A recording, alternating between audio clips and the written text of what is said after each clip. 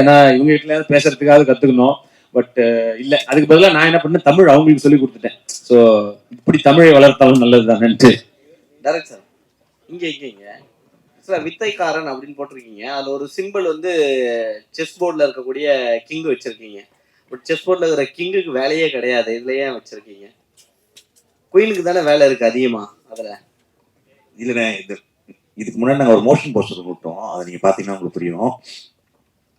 இந்த படத்துல இந்த கிங் தான் எல்லாருமே ஆப்ரேட் பண்றோம். எதிரில மோஷன் போஸ்டர் எப்படி பண்ணிருப்போம்னா, ஒரே கிங் இருக்கும், எதிரில 16 பேர் இருப்பாங்க, மற்ற காயின்ஸ் இருக்கும், சிப்பாய்களும் இருப்பாங்க.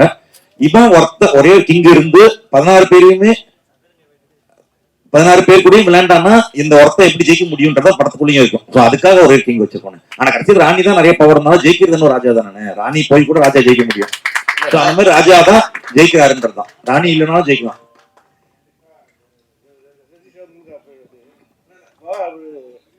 நம்ம சிவா சார் பேசும்போது விஜய் வந்து அரசியலுக்கு போயிட்டாரு, அந்த இடத்துக்கு வந்து சதீஷ் தான் வருவாரு அப்படின்னு சொல்லிட்டு வாழ்த்து சொன்னாரு. அதை பத்தி நீங்க என்ன சொல்றீங்க? அது வாழ்த்துறவங்க அவங்க மனசுல பெருசா நினைச்சு வாழ்த்துறது தானே. அதாவது இப்போ எங்க அம்மா என்ன வாழ்த்தும் போது நல்ல ராஜா மாதிரி வருவான்னு சொல்லுவாங்க. பட் நம்ம அப்படி வரமாட்டோம் இல்லையா, ஏதோ ஓரளவுக்கு வருவோம். அது மாதிரி ஒரு நல்ல ஒரு மனசுல வச்சு வாழ்த்தினார், அவ்வளவுதான். அது அப்படியே கேட்டீங்கன்னா கஷ்டம் தான். சரி, அப்போ விஜய் ரசிகர் நீங்க, விஜய் கட்சியில சேருவீங்களா?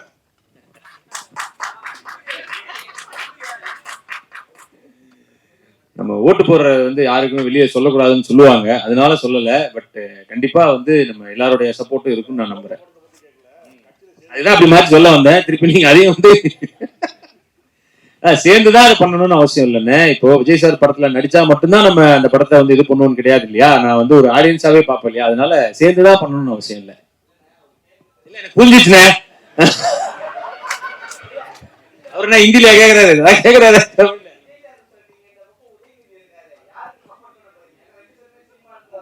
இல்ல, அவரும் நான் அவர்கிட்ட ஒரு நல்ல பண்பு முதல்ல சொல்லிடுறேன். நீங்க நல்ல கேள்வி, அது சொல்றதுக்கு ஒரு நல்ல இடமா இருந்துச்சு.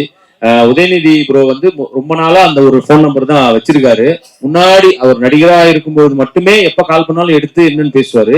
இன்னைக்கு மினிஸ்டர் ஆகி இவ்வளவு ஒரு முக்கியமான இடத்துல இருக்கும்போதும் எப்ப போன் பண்ணாலும் எடுத்து பேசி, அது என்ன ஏதாவது பிரச்சனையா இருந்தாலும் இல்ல நம்ம விஷ் பண்ணாலும் எல்லாத்தையும் கேட்டு சால்வ் பண்ணக்கூடிய நான் பார்த்ததுலேயே ஒரு மிகச்சிறந்த நபர்னா நான் உதயநிதி ப்ரோ சொல்லுவேன். அந்த தன்மை அவரை நிச்சயமா மிகப்பெரிய இடங்களுக்கு கொண்டு செல்லும் நான் நம்புறேன்.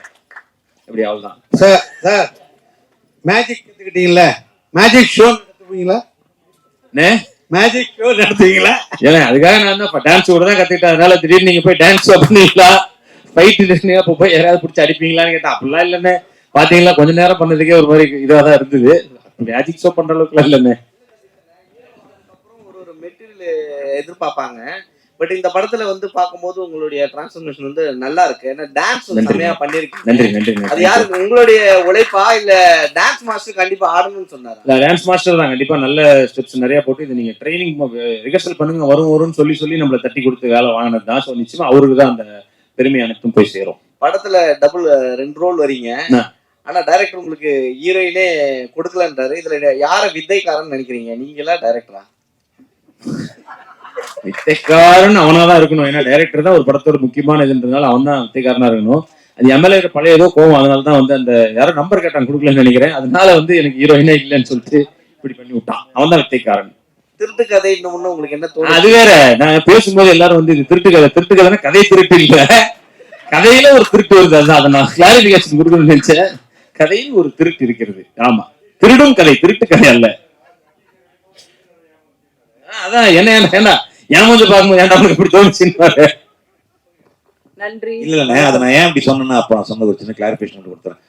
ஒரு திருள் படம் ஒன்று எடுக்கணும், ஒரு தேசியா ஒரு ரேசியா ஒரு படம் எடுக்கணும். ரொம்ப சதீஷ் வச்சு ஆக்ஷன் எடுக்க முடியாது.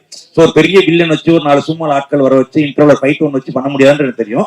பட் இருந்தாலும் எனக்கு அந்த த்ரில் எலிமெண்டா தான் படம் பண்ணணும். ஒரு சஸ்பென்ஸ் த்ரில்லரா, ஒரு என்கேஜிங்கா தான் படம் போகணும், என்டர்டெய்னிங்கா படம் போகணுன்ற போது அதுக்குள்ள இருக்கிற ஒரே ஒரு பிளாட் பாத்தீங்கன்னா கொள்ளையடிக்கிறதுன்றது எனக்கு எல்லா ஆடியன்ஸும் பார்க்கும்போது கொஞ்சம் யார் நடிச்சாலுமே சரி, சதீஷ் மாதிரி வளர்ந்து வரவங்க நடிச்சாலும் சரி, அது பார்க்கும்போது சுவாரஸ்யமா இருக்குன்றதுக்காக தான் அந்த கொள்ளையடிக்கிற கதை ஃபர்ஸ்ட் பிடிச்சேன்.